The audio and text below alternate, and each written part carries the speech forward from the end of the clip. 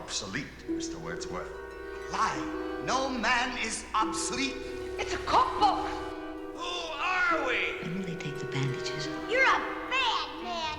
You're a very bad man. This lemon sucker here. He's the most suspicious of the bunch. My name is Talkie Tina, and I'm beginning to hate you. I believe you're going my way. Live from Willoughby at the heart of the Twilight Zone. Here are your hosts, Alex and Tyler, the prestigiously perfect podcast in which we call The Twilight Zone.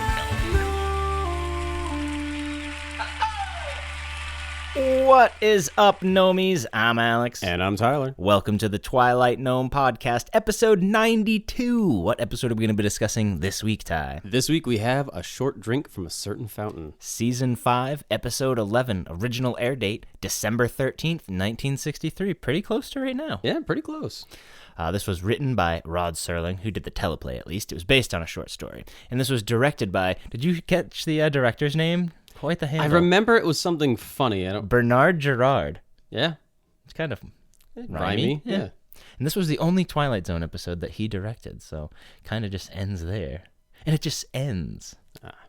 What was your favorite moment? We'll get right into it. My favorite moment was when, at the very end, when Flora realizes how unfair it is that now the tables are kind of reversed. I thought this was a good just comeuppance for her. I listened to it 100 times, and I'm pretty sure I'm pretty sure I'm right. I'll have you listen to it, but when his brother Raymond comes back in the next morning after he gives him the serum, spoiler alert, he goes, "Where's Herman?" He calls him Herman instead of Harmon. Oh, I don't remember him saying that. I'm pretty sure he says, I listened to it a few times, I'm pretty sure he's saying Herman, like the actor got the name Just messed messed it up a little bit? Where's Herman? That's your favorite part? Yeah, just because it was pretty funny. We have the technology to rebuild it. Doctor, what have you created? I am, for all intent and purposes, AI Serling. So every week I put a prompt into ChatGPT, come up with a funny meta-style Rod intro. And this week it came up with this pretty decent one, I think. I like this one. Submitted for your approval, a morality play in which everyone enters with eyes wide open, yet only one person is dragged into the stocks. Flora's crime isn't deception, betrayal, or even ambition. Her sin is the unforgivable one, honesty without apology. She married for money, enjoyed it immensely, and now the universe itself has been summoned to teach her a lesson.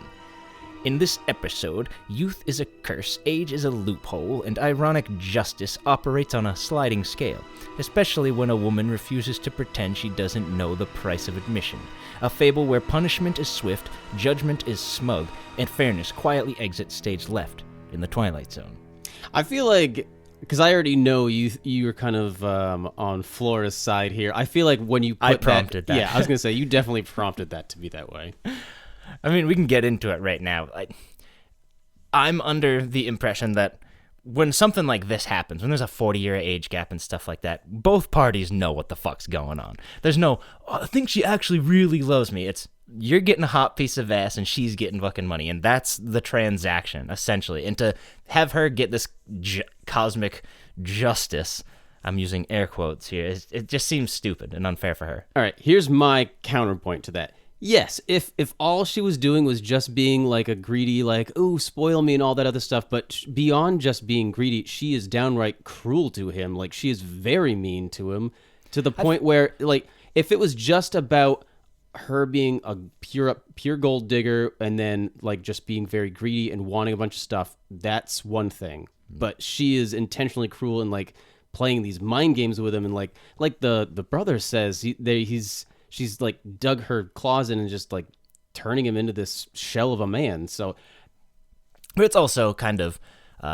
Harmon's fault for not being a fucking man. Just like, dude, just fucking kick her to the curb. Like, I just don't understand. Again, we've come along this into many episodes, and you see it in life. Just when there's such an age gap like that, it pretty rarely ever works out.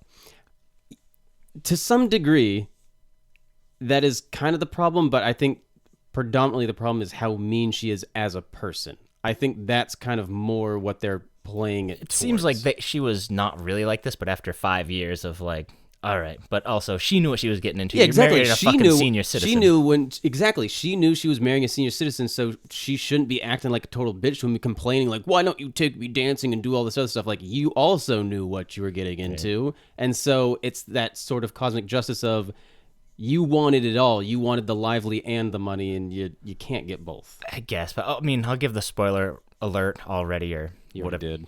But I don't know. This episode just kind of falls by the wayside. There's really no meaning to it. It just seems kind of stupid. It seems just like, and then the dumb broad got her just comeuppance. No, I think it's I guess we'll get into it more when we get to our ratings, but I'm just gonna say I think it fits, that it makes sense as a story. All right. We'll get into it more as we discuss. But right now, we every week, Tyler and I do some questions, come up with a few questions for each other, keep each other on our toes while watching said episode. I have 3 this week. I also have 3. All right, and it is in Even. It's an even. This is it? 92. 92. I thought this was 91. Nope, 92. All right, I'll go first then. What's the statue that Flora breaks in the beginning? It's his mother's. Yeah, what is it? Oh, when we see it, it's like mostly broken. It looked like a cat or something. It's a lion. Technically, I'm correct. All right. All right. Mr. Technical. What song does Flora say she will buy and play for him? Is this when she's being like sarcastic? So it's Yeah. gonna be like, I don't know, Mambo number 5. That song came out in the I know. 90s. It's Come to the Wildwood Church. All right, wouldn't have got that in a million years. What does Flora call Harmon? What's her pet name for him? Big Daddy. Very awkward. Very creepy. How far of a fall does Raymond say the jump would be? 500 feet. Correct. All right. According to his brother, Dr. Raymond here, what is Flora made of? Sulfur? Asbestos. Asbestos. Ah. All right, my last one. How long does Harmon say his ocean trip will be? How long? Yeah, When they said how hard. how long? How hard is their trip I'm gonna pretty be? sure. Was that a Floydian slip? No, I said how long does Harmon? Maybe you're thinking of Harmon. I don't know. How long does Harmon say his ocean trip will be? 5 weeks. 4 weeks. Damn it. Ah. All right. We'll jump right into rating. Jump right into Fuck this episode. Screw it. All right. No, we'll jump right into the plot of this one. We open on Vera dancing wildly in her 1960s apartment. Presumably she's already drunk. She's got a drink in hand. Yep. She knocks over a little lion statue. An older guy comes through the door, and she grabs him. They start dancing. Lots of close-up shots. Very here. uncomfortable for me. I didn't Why like uncomfortable? it. I don't know, it's just weird seeing someone just like in your face. It's so weird. I didn't like it. And she's making eye contact with the camera. The old man sits down. Seems like he's going to have a heart attack or something. And he was only dancing for like a few seconds, too, to the point where he gets tired. And the girl gets frustrated. The old man's like, I keep forgetting how old I am. My doctor should have witnessed that activity. And Flora says, this is getting pretty dull. She makes herself another drink. She kind of explains what he asks what she was up to this day, and she kind of gets into this whole like, oh, it was so exciting, very sarcastic way of like, oh, I went shopping and I fired a maid and like all this other like very first world problems. And then like, I waited for you. And then I was bored all day. Like, you don't have to wait for me all day. You could have done something. Yep. So she's like, so all in all, today was one of those days that makes you just want to jump off a bridge. So obviously we get that she is very bored in this relationship. We can kind of ascertain that. She throws a match on the shag carpet, and Harmon goes to pick it up, and she calls him, oh, look, Smokey the Bear here. What? It's like, what, you want to catch the fucking building on fire, you dumb bitch? Exactly. Like, she's more than just spoiled. She's intentionally doing things that are terrible. She broke something that belonged to his mother. She's intentionally She not does suck, putting but Harmon put himself in this fucking situation. But presumably when they got married 5 years ago, she probably wasn't acting like this. So did he? I don't know. I don't think. Did he? What does he have to do with this? Did he? I don't think the blame is. It's never fully on one person or the other, but I'm going to say this is certainly more on Flora for acting like a total inconsiderate bitch. For sure. And she's like, while you're at it, why don't you pick up that piece of shit I dropped on the floor? And Harmon's upset. That was my mom's. It's a very old piece, Flora. She's like, it's only worth fucking 89 cents. I'll tell you what, Big Daddy, I'll buy you 6 for our anniversary since you like them so much. And he's like, it's not the monetary value, it's sentiment. A word you may not know, Flora. And then he immediately does a turnaround when, like, she kind of spits back at him, like, there's something you want to say? Yeah, you want me to leave you? And then he's like, no, sorry, honey. Like, he is kind of a little bitch. Yeah, he's like, I'm sorry, I'm not angry. I just wish you'd try and be more careful, she says. I knew you were old when we got together, but my God, if we ever go to Egypt, I might just run away with a mummy. I thought that was pretty. That's obviously Rod speaking right there. And speaking of Rod then brings us in. Picture of an aging man who leads his life, as Thoreau said, in quiet desperation. Because Harmon Gordon is enslaved by a love affair with a wife 40 years his junior. Because of this, he runs when he should walk. He surrenders when simple pride dictates a stand. He pines away for the lost morning of his life when he should be enjoying the evening. In short, Mr. Harmon Gordon seeks a fountain of youth. And who's to say he won't find it? This happens to be the Twilight Zone. Next shot. It's kind of like implied that they're coming home from dinner or something, and Flora's giving him a bunch of crap, going like, oh, what are you, going up to bed right now? And he kind of makes his way up the cool spiral staircase. It is a very cool spiral. Take apartment. a moment. The apartment is awesome. I love that apartment. Like the spiral staircase goes up to a floor that's not quite the next level. It's like halfway up between, and then like the kitchens drop down. Like everything about that just looks so cool. All that 60s stuff's awesome. It reminds me of Evergreen Valley a lot. Yeah. But I've been watching Mad Men over again, and Don gets an apartment with his second wife there, and they have like those sunken living rooms and stuff. Yep. All that shit is so cool. People don't do. It just seems like everything's cookie cutter box bullshit now. Yeah. Yeah, they definitely had a lot of cool apartments. Even with like fashion flavor. and everything towards like the end of the 60s into the 70s. Do you think we'll ever get like another decade like that where it's just like, because everyone's doing fucking like the White Houses and everything's just fucking like bleh. Like even McDonald's is just fucking. Yeah, I don't know, like, maybe. I don't know what that was. Was that just like drugs, just like acid and cocaine in the 80s? Just like, let's fucking just do something really cool. Probably just the counterculture of like, because the 50s, everything was so cookie cutter and everyone was the same. So the 60s and 70s was that counter revolution of Yeah, but I feel like we've been stuck in this cookie cutter for 25 years. Yeah. We're due for a change. No, remember early 2000s, everyone wore denim tuxedos? Not really. On TV they did. This is also When? TV. In what TV show do they wear denim tuxedos? There's a picture of Justin Timberlake and Britney Spears going to like some music. They're just MTV. wearing jean jackets. No, they're wearing full jean outfits. Oh. Yes, anyway, Flora continues to give him crap. Harmon gives his doctor a call, and he's just like, Raymond, it's Harmon. I need to talk to you tonight. Next shot, the doctor is at his house. It's his brother. He's not calling it because he's a doctor. Well, you gave away the spoiler. You don't know it's his brother instantly. You also don't know it's a doctor. He just calls up and he says, hey, can you come over? It's not like it's He calls a doctor. He says, I'm calling the doctor. I mean, all right. You just ruined the whole thing. Oh, sorry.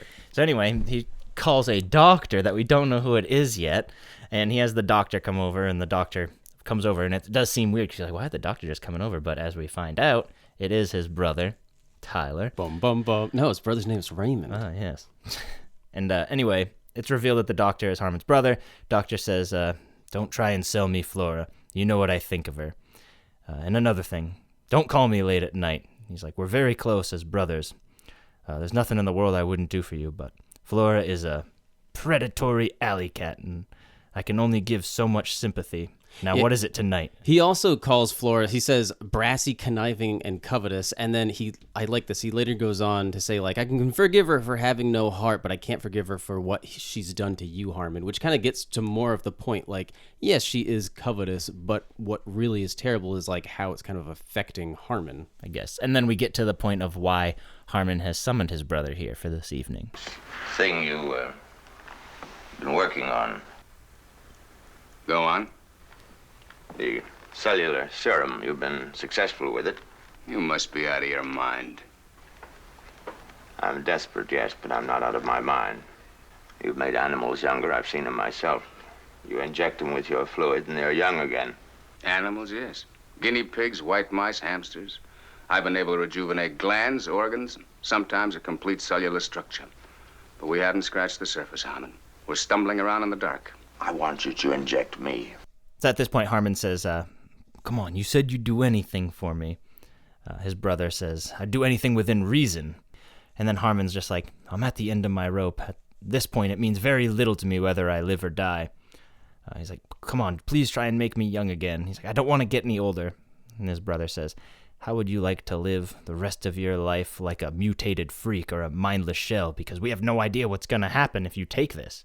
And obviously Harmon's just like, I'm willing to. He doesn't care anymore. He just wants to be young. Yeah, I think he's also being a bit crash, though, because like his brother's saying, yeah, even if you don't care about dying, like there's worse side effects than dying if you take this. Like you could end up completely like deformed or like very like in a ton of pain. So I don't think he's fully thinking this through. Right. But he says, I'm willing to take it. And his brother's like, no. And he gets up and leaves. And Harmon says, all right, well, thank you anyway. And he sadly walks to the balcony. And the implication is so funny.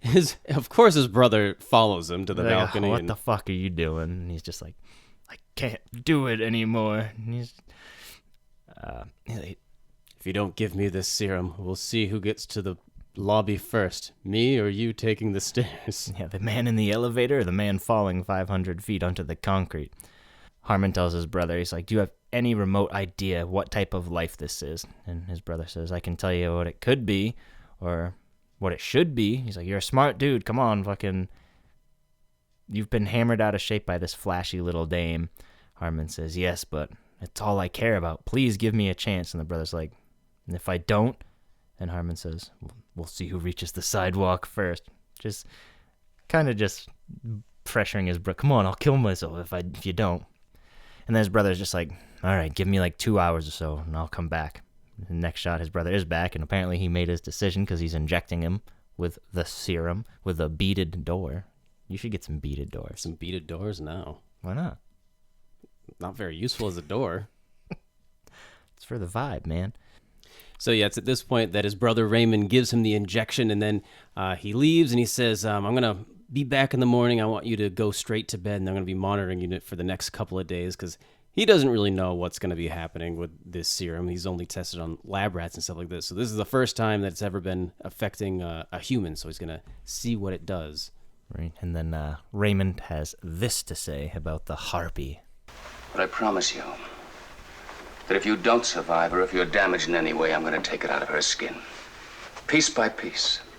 She's going to donate a pint of blood for every pint that she's bled out of you. And that's not a medical hypothesis. That's a promise. Go to bed now. I'll see you in the morning. The next shot, the doorbell rings. Flora opens it, and tell me what you think. It sounds like he says, where's Herman? All right, let's hear it. What brings you out into the early dawn, Doctor? Where's Herman? It says Harmon.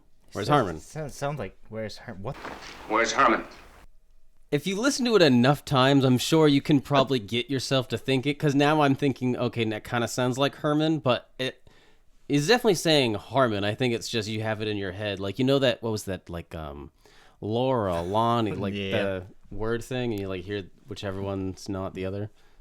Yeah, could just be happening, something like that, but listeners, let us know. What do you think? You say Harmon or Herman that time? Flora's like, what do you want? And Raymond's like, where is he? She's like, I don't know. Raymond's like, I asked you a question. She's like, well, I'm not the night nurse. Why don't you go check for yourself? She's like, you haven't even seen him this morning? Because obviously he's worried that he could have fucking died. He just gave my brother an injection. Right. And then this just goes to show how uncaring Flora is, too. She's like, oh, I don't really give a shit. I don't, like, see him in the morning. I'm just going to do my own thing and worry just about me. Yep. And then Harmon comes out. He's kind of back, too. We only see the back of his head, giggity. But we can already tell that he's definitely de-aged because his hair is completely black now instead of being salt and pepper gray. Right. His brother says, how do you feel, Harmon? And he doesn't say anything. He takes the towel off his face, and Flora's flabbergasted. And I'll play a little bit of this. It's incredible what a good night's sleep will do for a man today. Harmon?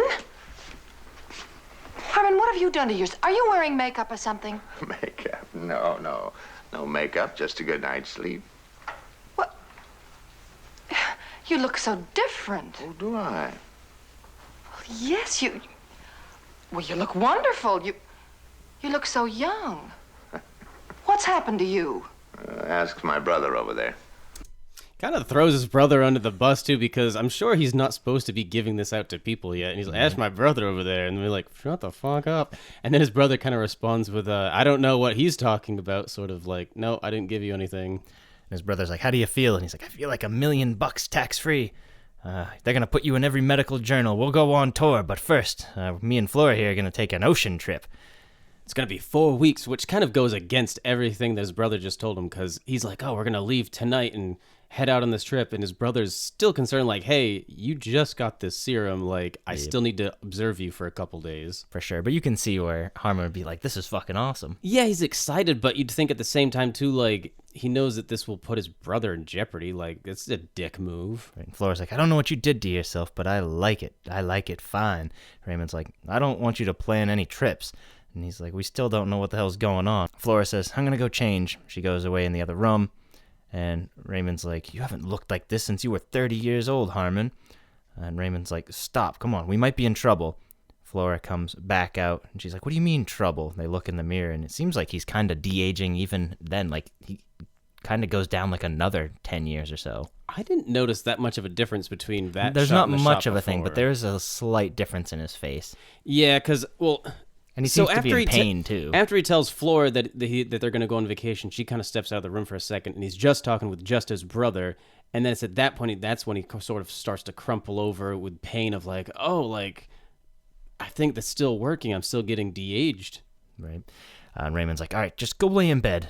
Next shot, Flora's waiting in the kitchen. Raymond comes out. Flora's like, I want to see him. Raymond's like, no, he needs his rest at this moment.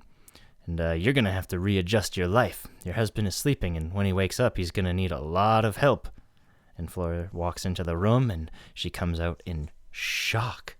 And we get this little twist. Flora, ground rules change now.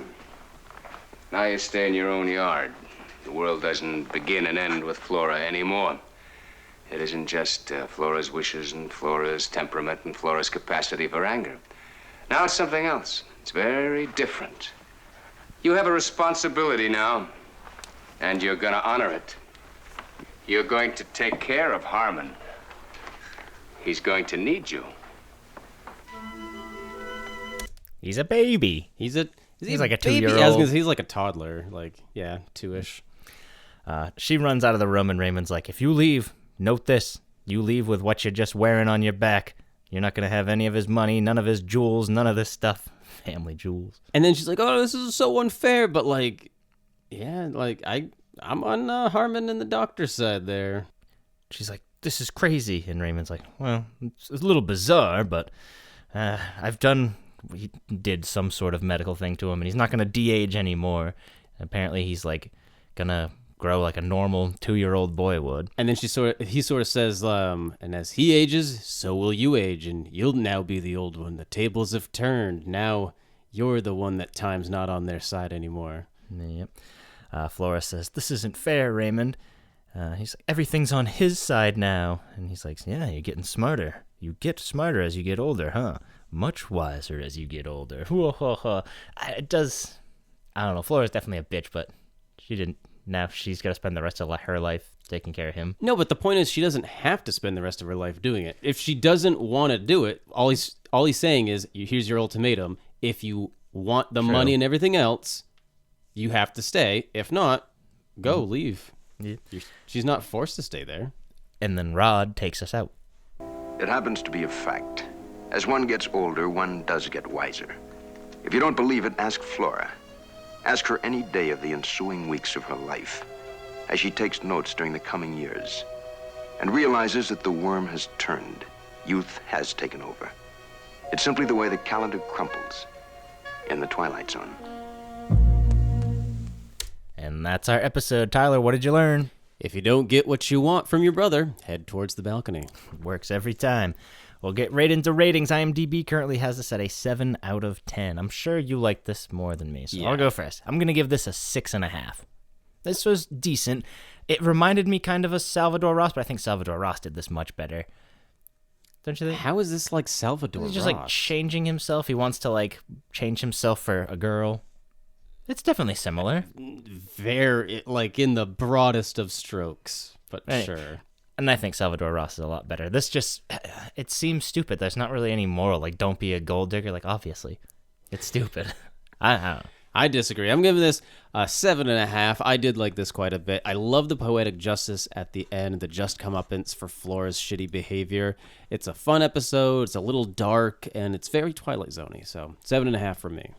Who are they? Where are they? What are they? Let's find out together in the Twilight Gnome presents Inside the Twilight Zone. All right, this week we have Patrick O'Neal. He played Harmon, or Herman if you're the actor who forgot his lines. He was in the original 1975 Stepford Wives movie, which I didn't know that there was one before the Nicole Kidman one. Did you? I did, but I think it's only because I've mentioned the Stepford Wives in like a previous episode, I think. He was in 2 episodes of Columbo, 3 episodes of Barnaby Jones, 1 episode of Night Gallery, and 1 Studio One. He was in lots of TV from 1951 to 1989, and a few movies in between, but nothing that really stuck out to me. He sort of looks like Richard Dawson, don't you think? Yeah, a little. Then we have Ruta Lee. She played Flora. She was born in 1935, and she's actually still alive. Wow. She was in 1 episode of Power Rangers Lightspeed Rescue. She was in 2 episodes of Roseanne, 2 episodes of Three's Company, 1 episode of Gomer Pyle. Pyle? Shazam! And nothing else that really stuck out to me. Then we have Walter Brooke. He played Raymond. He was in the movie The Graduate. He was in 2 episodes of The A-Team, 1 episode of MASH, 26 episodes of Green Hornet, 1 episode of The Munsters, which might be why he called him Herman. Herman? And he was in 2 Twilight Zone episodes, this and The Jungle, which I think that one's kind of a stinkeroo too. Yeah, from what I remember. This was a little bit of trivia.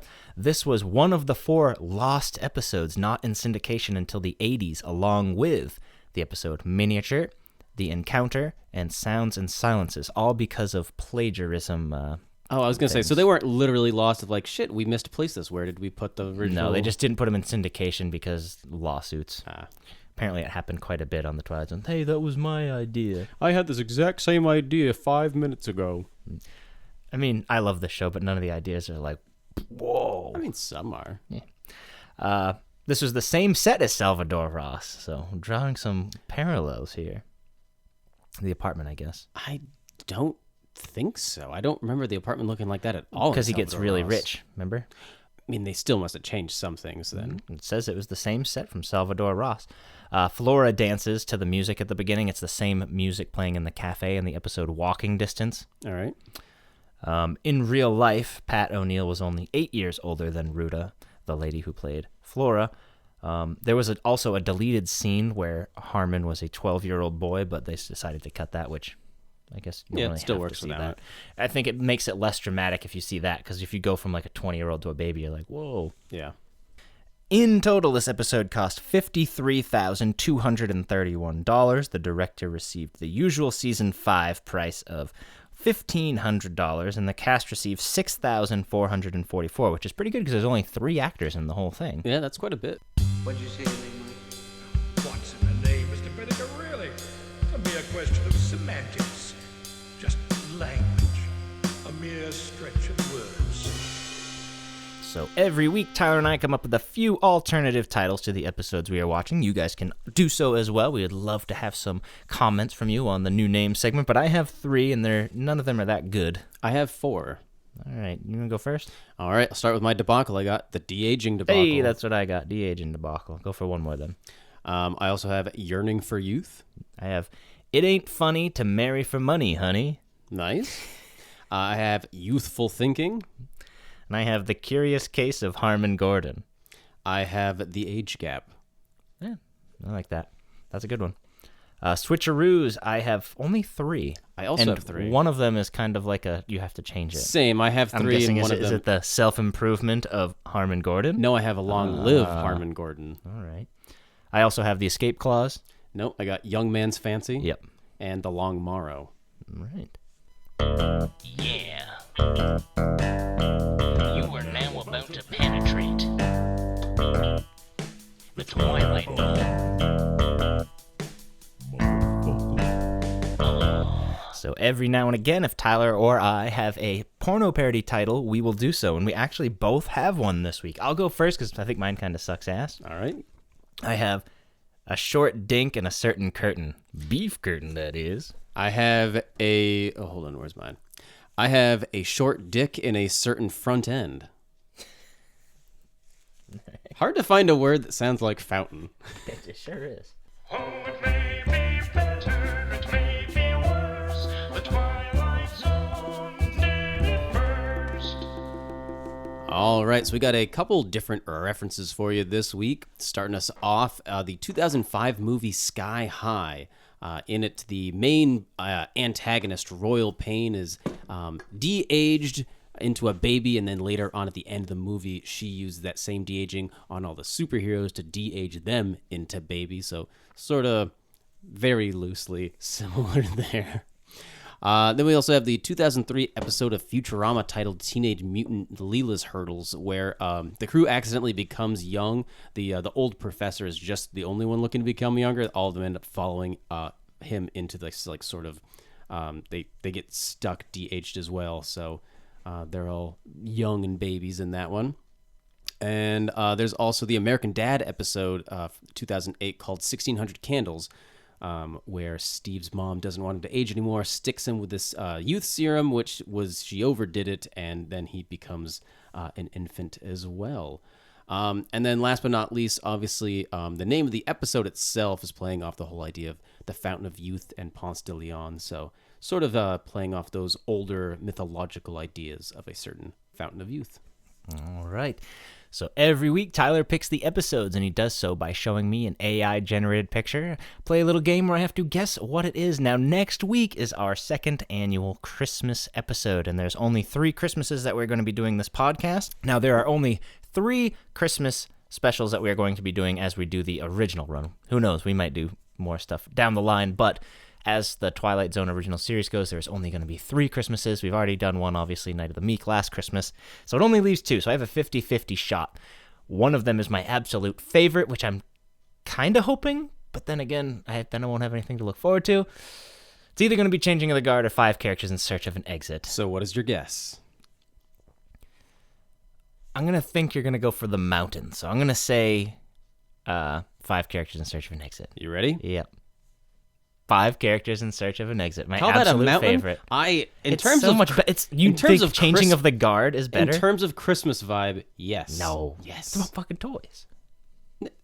You don't find that out until the end. So? Like the whole majority of the whole episode is just, who are these people? Who are we? Who are we? This is my absolute favorite. I mean, I've said it millions of times. It's such a good episode. It's fine. Come on. It's a fine episode. It's not great. Well, next week, Nomies, it's our second annual Christmas episode and my all-time favorite episode. I couldn't be more excited. I really hope you guys are there to join us. I will actually drop it on Christmas Day so you can watch or listen to us discuss the best Twilight Zone episode ever made. No. Yeah. Wow. Yeah, I'm really excited for this one.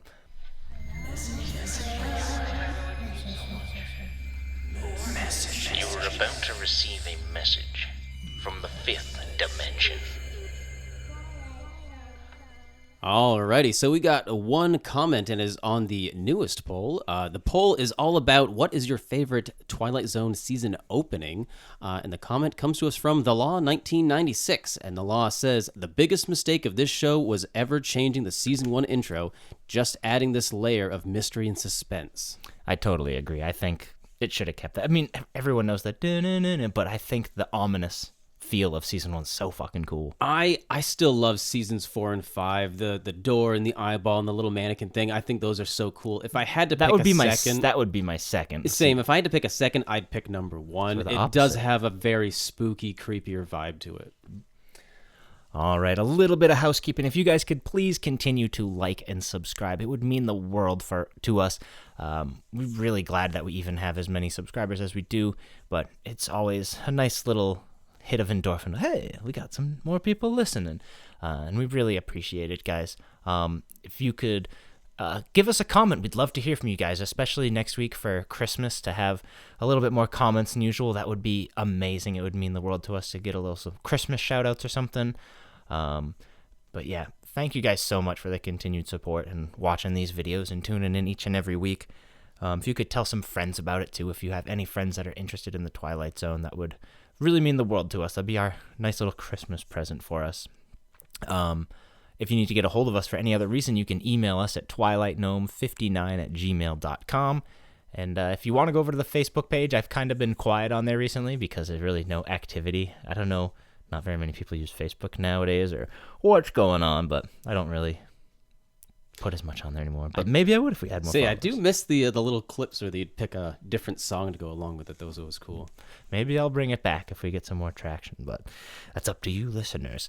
And don't forget to vote on the polls. I drop them every Tuesday for Poll Tuesday.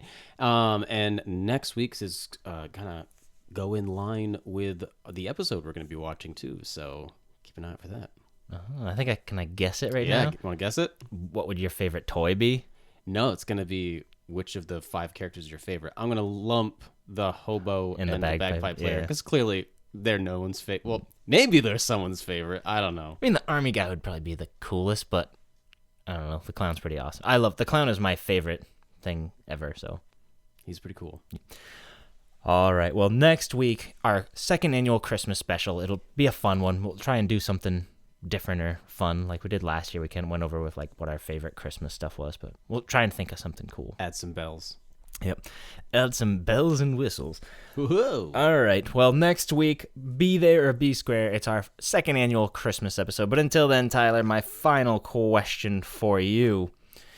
I feel like I've asked this one before, but like de-aging, would you de-age? Yeah, I think you did. My answer is which I would again was de-age why to season 21. 5. It seems like it's just rehashed shit. It's recycled. Yeah, I definitely agree. It's a sort of very similar stories kind of get relayed. But yeah, my same answer would be I would de-age myself to 21. I think that'd be like the perfect age where you don't have to redo a bunch of like the crappier shit, but you still get a lot of freedoms and stuff. Maybe 25. No, dude. Maybe 22. Like short films about Springfield. Yeah.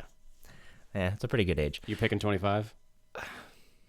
Well, you give yourself those extra couple of years because you can accumulate some more money and stuff like that. Because like at 21, you don't really have jack shit.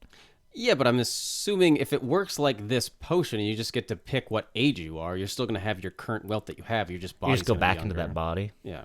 Yeah. I mean, body-wise, I don't feel like my body's that much different. I guess I do get more cold now than I did when I was 21 10 years ago. It's also 12 years ago winter. now. Yeah. It's hard to remember, like, it's when it's summer, you're like, oh, I just wish it would be cold, and then it gets cold, and you're like, I don't like this. This cold fucking sucks ass. Yeah. But, all right, Nomies. Well, until then, thank you all for stepping into the Twilight Gnome with us. Tyler, do you have anything to say to our dear, dear listeners, even though I just pretty much stole your entire it's fucking going to be bit? really weird for me to repeat it. I guess I'll have to think of something different. See y'all next year for Christmas. It won't be next year. I don't fuck. Hold on. Let me redo that. You totally messed me up because I'm like, now I have to be creative.